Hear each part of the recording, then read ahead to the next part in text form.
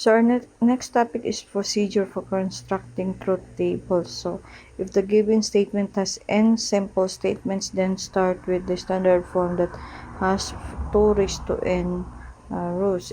Enter the truth values for each simple statements under negation. So, diba tinuro ko na sa inyo kanina kung paano yung paggawa ng nito, ng truth value. So, using the formula 2 raised to n. Okay? So we're going to solve for P or the negation of P and not Q. Okay? So, para hindi malito, isa-isahin natin. Okay? So, una, lagay natin yung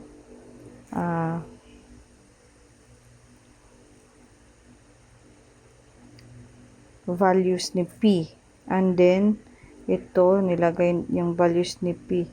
Tapos, dito, yung negation ni Q. Ibig sabihin, yung kabaliktaran ni true, kaya false.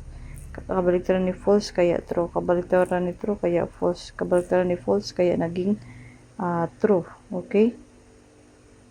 And then, next one is the and. Solve mo ito at saka ito. Ano? Solve. Ano yung conjunction? Diba? And. So, ano yung rule ng conjunction? Magtutrula pag pareho true. So, true, true. Hindi. True, true ba? Okay. True. True, true ba? Hindi. True, true ba? Hindi. So, ito lang yung nag-true. Otherwise, it is false. Okay? So, man na. So, then, next is i-negate. Ibig sabihin, ano yung i-negate mo? Ito na nasa loob ng parenthesis. So, ano yung nasa loob ng parenthesis? Saan ka na magbe-base? So, dito na sa result mo sa number 4. So, yan na yung i-negate mo. Ano?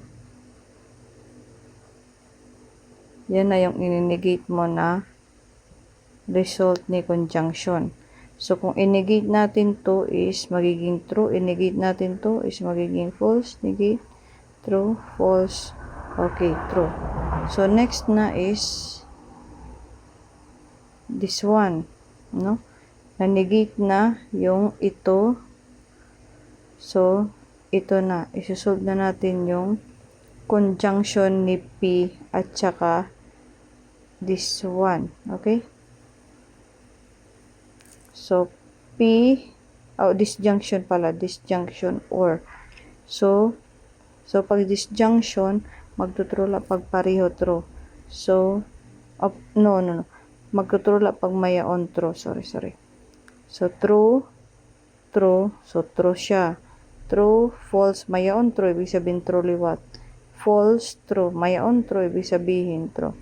False, true. Ibig sabihin true. Kay mayaon true. And then, next is wala na.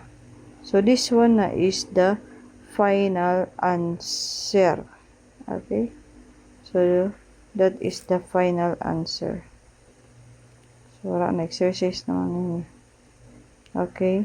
So, to follow yung exercise nyo or activity, sisend ko na lang later.